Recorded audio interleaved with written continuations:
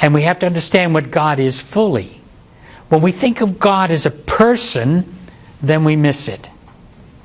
Jesus never said God is a person, and those that worship Him must worship Him in personhood and in truth. No, He says God is spirit. Spirit.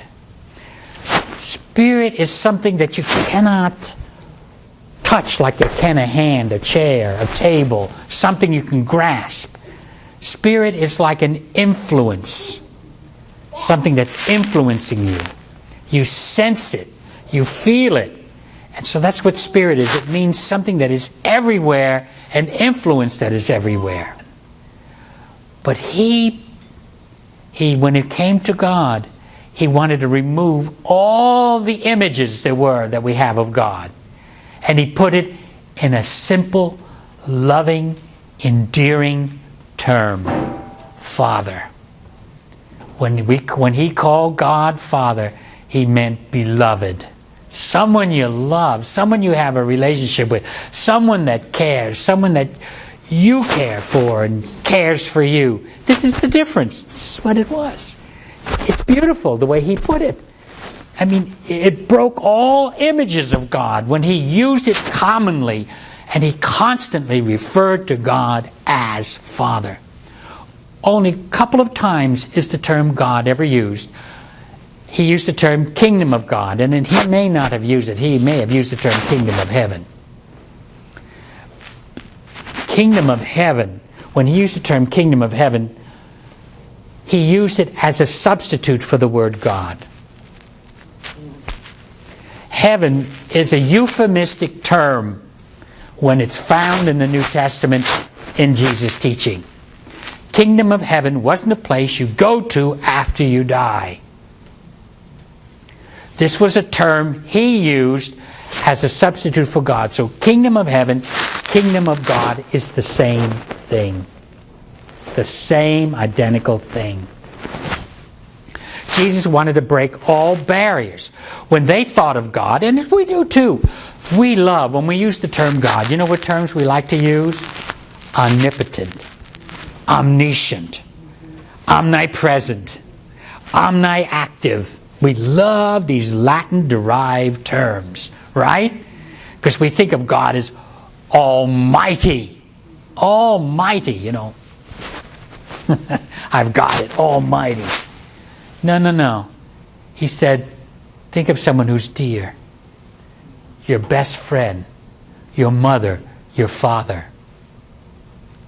That changes the image of God completely, totally, 100%. So when He said, when you use the term Father, it's the beloved, someone that you could be free with, approach. Whereas in the Old Testament, God was called King of the universe, Lord of heaven and earth. I mean, listen to these terms. King of the universe, Lord of heaven and earth, Almighty, El Shaddai, the Great One, the absolute, omnipotent One. And Jesus said, when you pray, our beloved. When we think of God, do we think of something precious? Do I feel something precious? Do I feel something endearing? Do I feel something that's all-embracing? Oh, that's a completely different image. And that's why Jesus called God Father. He was changing that image.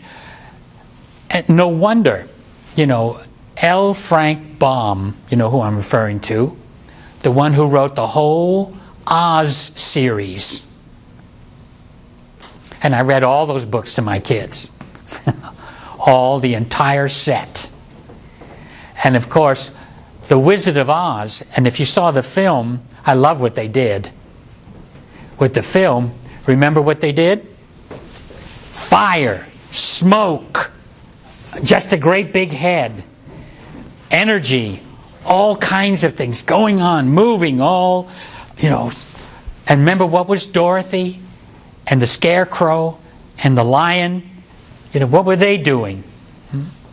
And the Tin Man, what were they doing? because they were before the mighty Oz.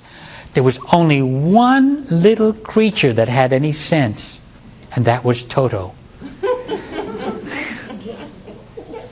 Instead of his body shaking, his tail was wagging. Right? And he went around them and pulled the curtain back on the great Wizard of Oz. He did, didn't he? I mean, the little Toto did. Pulled it back and got exposed. That's what Jesus did. We have all this image of God. We have Mount Sinai with all the thunder and lightning and black clouds, and Moses coming down with the commandments and then breaking the commandments because the people were worshiping a calf, and then going back up into the fire and smoke and shaking and trembling and all that. And Jesus said, when you call God, call Him precious. Call Him beloved.